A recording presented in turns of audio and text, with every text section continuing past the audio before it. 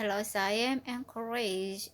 Today's topic is the pasty reality cornish.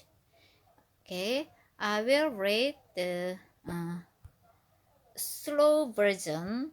I will choose slow version. Okay, there. Let's go. Hello, this is 60 Minute English from BBC Learning English. I'm Neil, and I'm Love. Fancy a game of food connection, Love. So I'll name a place and you say the first food that comes to mind. Ready? Yes, sure, let's go. Italy. Mm, pizzas or lasagna. New York? Hot dog, of course. Or maybe bagels. Now, how about Cornwalls from the UK? Alright, Cornwalls must be the famous Cornish pasty, right? That's right. Cornwall, the region which from the southwestern tip of Britain is famous for its pasties as New York is for hot dog. In this programs, we'll be finding out all about Cornish pasties.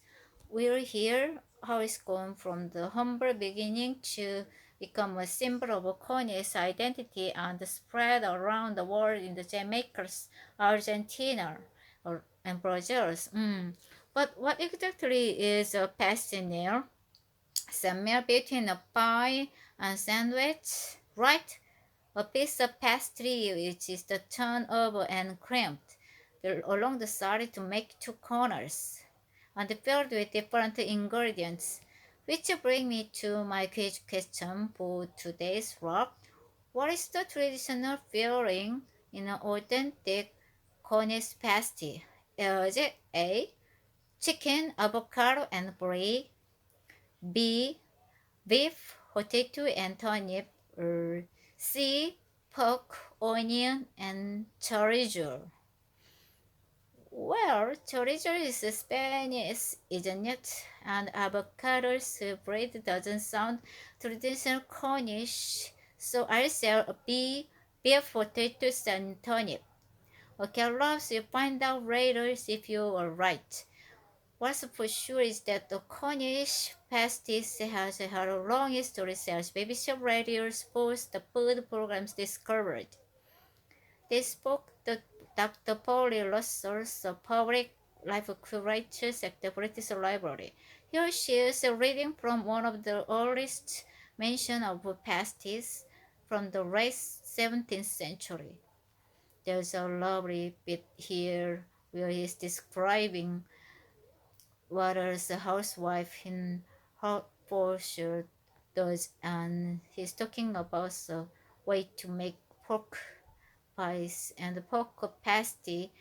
Pie may be made and baked with the rice in the paste, other palms in the dishes within the shape of a turnover, two cornered pasties. So that's a very early reference to pasty in the shape. I think that we know it, but also being made specifically for laborers to be fielding laborers on farms at harvest time.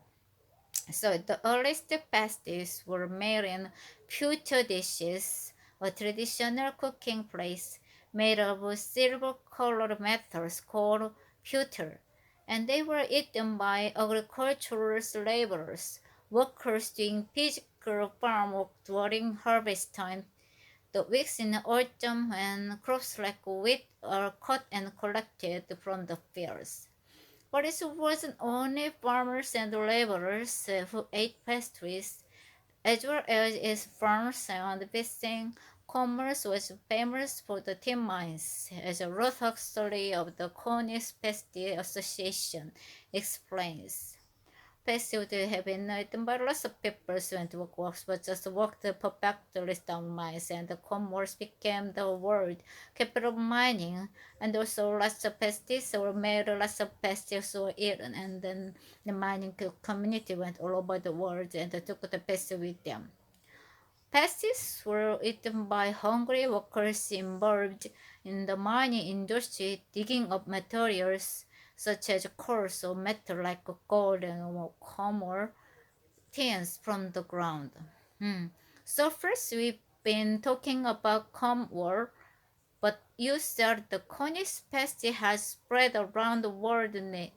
How that happens? Well, this connects to tin manners. We're just talking about polylossary again. This is replicated not just in Mexico, but with migrants moving to Americas, to Minnesota, to Canada, to Australia. So anyone who travels to many of those places now will see foods which the incredible reminiscence and familiar, and just like a Cornish pasties. In the 19th century, many Cornishtian miners emigrated, moving abroad to start better life. Their pasty recipes were replicated or copied exactly in the new places where they landed, from America to Australia, and that's why in many places around the world in the can find food is the reminiscent of pasties, meaning it reminds you of something similar. In this case, the original Cornish pasty, with its traditional filling of what was your quick question again now? Yeah, so I asked you what the traditional Cornish pasty filling was. You said, I said beef. Beef, potatoes, and turnip, and you were right. Casserole loves this Cornish for congratulations. How Graveners, there's no problem. In fact, those other filling, chorizos, avocados, and breads really did feature in pasties entered for this year's annual World Pasties Championships, or the commerce every spring. Other pasty inspires ideas including Argentina's chimichurri empanadas in spicy Jamaican patties. So the pasty is still going strong both in commerce and around the world.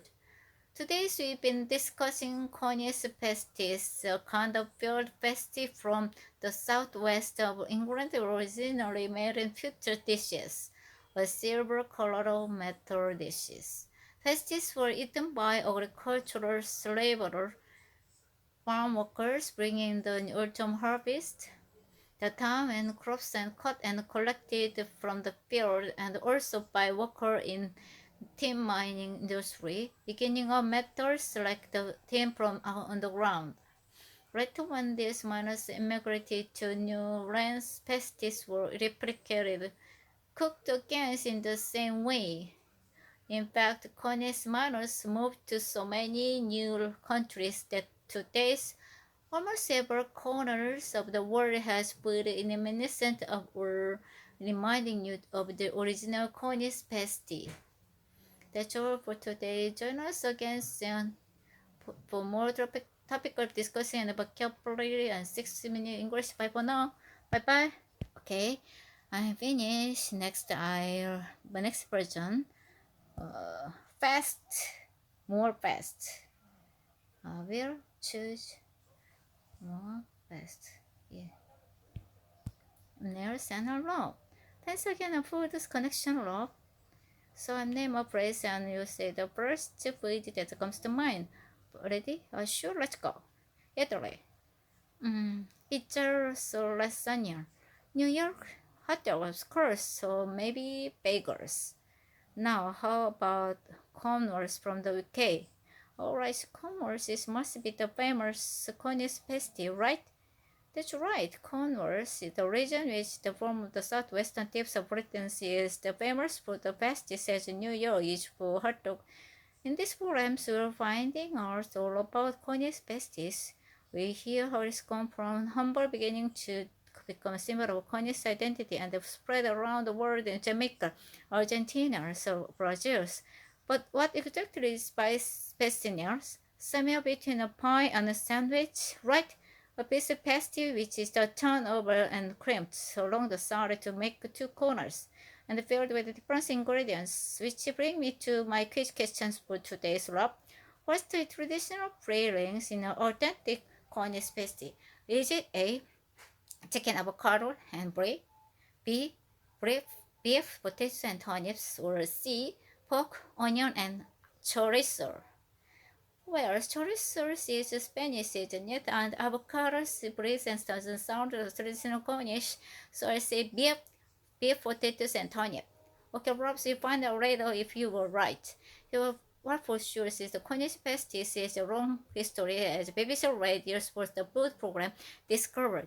They spoke to Dr. Paul Rosses of Public Life Curator Secretary Library. Here she is reading from one of the earliest mention of pasties from the late 17th century. There's a lovely bit here with the describing the housewives in Hertford Shores. And he's talking about her way to make pork pies and pork pasties. Pies may be made and baked the aid of raised pasta, the parents of dishes in the shape of the turnover, two corners pasty. So that's very early reference to pasty in shape. I think that we know it, but also being made specifically for laborers to bearing labors on farms harvest time. So all these pasties were made in a pewter dishes, a traditional cooking plate made of silver-colored metals called pewter, and was eaten by agricultural laborers, workers doing physical farm work during harvest time. The weeks in autumn and the crops like wheat and caught and collected from the field. But it not only farms and the laborers who ate pasties, as well as its farm and fishing commerce, the famous for tin mines, Ruth Huxley's Cornish Pasty Association is friends.